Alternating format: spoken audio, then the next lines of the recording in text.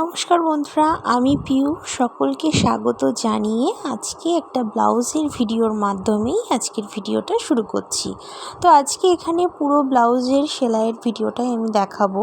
অর্থাৎ এই যে দেখেছেন ব্লাউজের ফিনিশিংটা কত সুন্দর এসেছে, কোথাও কোনো প্রবলেম নেই। তো আপনারাও যদি এত সুন্দর ফিনিশিংয়ের সঙ্গে ব্লাউজ কমপ্লিট করতে চান তাহলে একদম স্টেপ বাই স্টেপ যদি ফলো করেন, অর্থাৎ যেখানে যেরকমভাবে সেলাই করা দরকার সেখানে সেরকমভাবেই যদি করে থাকেন তাহলে কিন্তু ব্লাউজের ফিনিশিং একদম পারফেক্টটাই হবে। পিছনটা জাস্ট এরকম নর্মাল একটা ডিজাইন রেখেছি ভি এর মতন করে, তো আপনারা চাইলে অন্যরকমও রাখতে পারেন। তো তার জন্য প্রথমেই আগে ব্লাউজ পিসটাকে কেটে নেব। তো প্রথমে আগে আমি সবসময় লাইনিংটা কাটি এবং লাইনিংটা কাটার পরেই ব্লাউজ পিসটা কাটি। তো আমি এখানে ফর্মা আগে থেকে কাটিং করে রেখেছি, তো সেই ফর্মা থেকেই আমি কাটিংটা করব। আপনারাও যদি খুব অল্প সময়ে ব্লাউজ কাটিং করতে চান তাহলে কিন্তু অবশ্যই আগে থেকে ফর্মা কাটিং করে রাখবেন। আর ফর্মাগুলো সাধারণত এক একটা মাপের জন্য এক এক রকম ফর্মা কাটিং করা হয়, তো সেরকমভাবেই আপনারা কাটিং করবেন। এখানে সমস্ত পার্টগুলো আমার কাটিং করা হয়ে গেছে এবং কাটিং করার পর এবার আমি লাইনিংগুলো মেন ব্লাউজের যে পিস রয়েছে তার সঙ্গে অ্যাটাচ করে নেব। আর আমি কিন্তু সবসময় ব্লাউজ পিসটা একটু বেশি রাখি, তাহলে সেলাই করতে সুবিধা হয়। মানে সেলাই করার সময় কোনো দিকে যদি একটু নড়ে যায় তাহলে প্রবলেম হয় না। এবার সেলাই করার পর বাড়তি যে কাপড়গুলো সেগুলোকে আমি কাঁচির সাহায্যে কেটে একদম মাপে মাপ ঠিকঠাক করে নেব। এরকমভাবে কাঁচি দিয়ে কাটার পর সবগুলো রেডি করে নেওয়ার পর এবার আমাকে ফার্স্ট যে পার্টটা রয়েছে সেই পার্টটাকে রাখতে হবে, তার ওপরে 2 নম্বর পার্টটাকে রেখে মিলিয়ে নিতে হবে এবং তারপর খাপটাকে রেডি করে নিতে হবে। খাপটা রেডি করার জন্য প্রথমে একদম ধার বরাবর একটা সেলাই দিয়ে নেব। প্রথম সেলাইটা কিন্তু আমি বেশি দেব না, একদম ধারে ধারেই দেব এবং ধারে ধারে সেলাইটা দেওয়া হয়ে গেলে তারপর এই যে খাপের জন্য যেটা রেডি করছি সেটাকে এরকমভাবে উল্টিয়ে নিয়ে ঠিক ভাঁজে ভাঁজ রেখে এরকমভাবে রেখে তারপর ফিতে দিয়ে একটু দাগ দিয়ে নিতে হবে। অবশ্যই ফিতে দিয়ে মাপ নিয়ে তারপরে আপনারা দাগটা দেবেন প্রথমে যখন করছেন। আমি এখানে 1 থেকে 2 সুত মতন কম রেখেছি, অর্থাৎ 1 ইঞ্চির থেকে 2 সুত কম। তারপর এই সেলাইটা কমপ্লিট করে নেওয়ার পর এখানে 1/2 ইঞ্চ বরাবর একটা সেলাই দিয়ে নেব এবং তারপরে আমার খাপটা রেডি হয়ে যাবে।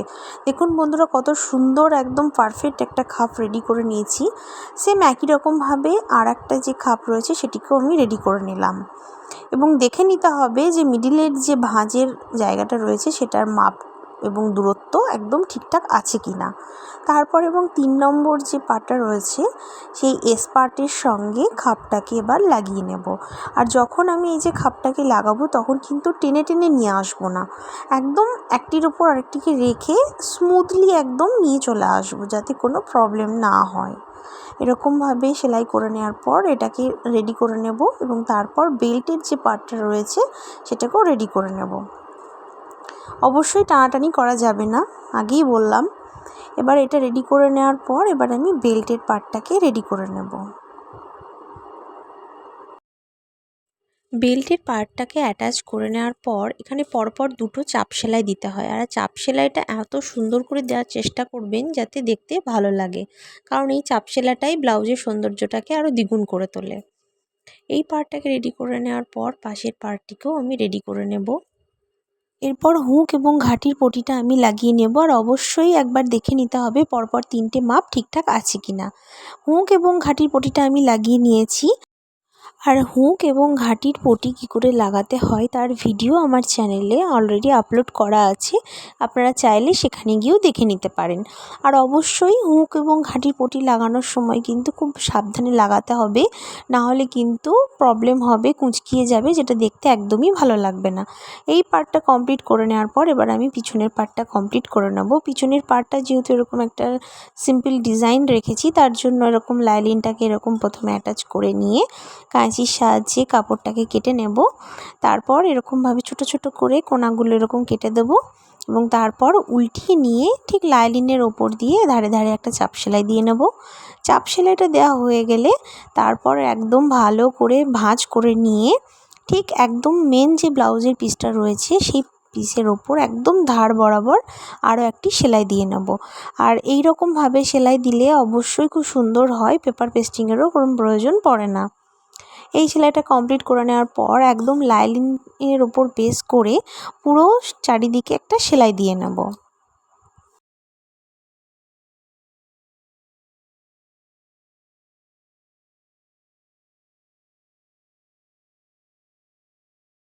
এই সেলাইটা কমপ্লিট করে নেওয়ার পর এবার আমি ব্লাউজের কোমর পট্টিটাও লাগিয়ে নেব।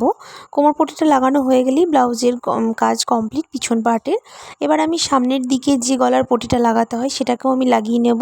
তাহলেই আমার ব্লাউজের সামনের পার্টটাও একদম টোটালি কমপ্লিট, পিছন পার্টও কমপ্লিট, সামনের পার্টও কমপ্লিট। এরপর সামনের পার্ট আর পিছনের পার্টটিকে জয়েন্ট করে নেব এবং কাঁধের যে জয়েন্টটা করে নেব তারপরে কিন্তু এরকমভাবে একটু বাড়তি থাকে এবং সেটিকে আমি কাঁচির সাহায্যে কেটে নিয়ে সমান করে নেব এবং তারপর চকের সাহায্যে একটা দাগ দিয়ে দেবো। এই মিডিল পয়েন্টেই কিন্তু আমি হাতাটিকে জয়েন করব। আর হাতাটি জয়েন করার সময় কিন্তু অবশ্যই তালপাটটিকেও আমি কাটিং করে নেব। আমি কিন্তু সবসময় যখন হাতা জয়েন করি তখনই কিন্তু ডাইরেক্ট তালপাটটা কেটে নিয়েই একদম জয়েন্টটা করি, তাতে আমার সুবিধা হয়। আপনারা চাইলে আগেও কেটে নিতে পারেন, কোনো সমস্যা নেই। এইভাবে তালপাটটা কাটিং করে নেওয়ার পর এবার ডাইরেক্ট আমি এখানে হাতাটিকে জয়েন করে নেব। প্রথমে মিডিল পয়েন্টে রেখে প্রথমে একদিকে সেলাই করে নেব, তারপর অপর সাইডে সেলাই করে নিলেই হাতাটি আমার রেডি হয়ে যাবে। হাতাটি লাগানো কমপ্লিট হয়ে যাওয়ার পর এবার আমি ব্লাউজটাকে একদম ফিটিংস করে নেব। হাতের মাপ নিয়ে একদম কোমর পর্যন্ত টেনে দিয়ে একটা সেলাই দিয়ে দেবো এবং পাশে আরও একটি সেলাই দিয়ে দেবো। তাহলেই আমার ব্লাউজের কাজটি কমপ্লিট। আর অবশ্যই হুক ঘাটি তারপরে হেম যেগুলো করার সেগুলো তো অবশ্যই করে নিতে হবে, তাহলেই ব্লাউজটা একদম রেডি হয়ে যাবে। আর অবশ্যই ব্লাউজ কমপ্লিট করার পর অবশ্যই আয়রন করে নেবেন, তাহলে দেখবেন ব্লাউজের ফিনিশিংটা আরও সুন্দর হবে। তো একটা ছোট্ট ভিডিওর মাধ্যমেই আজকে ব্লাউজের পুরো সেলাইয়ের ভিডিওটা দেখানোর চেষ্টা করলাম। আশা করছি আপনাদের খুব ভালো লাগবে। আরও সুন্দর সুন্দর ভিডিও দেখার জন্য আমার চ্যানেলটিকে সাবস্ক্রাইব করে আমার সঙ্গে থাকবেন। দেখা হচ্ছে পরের ভিডিওতে। টাটা।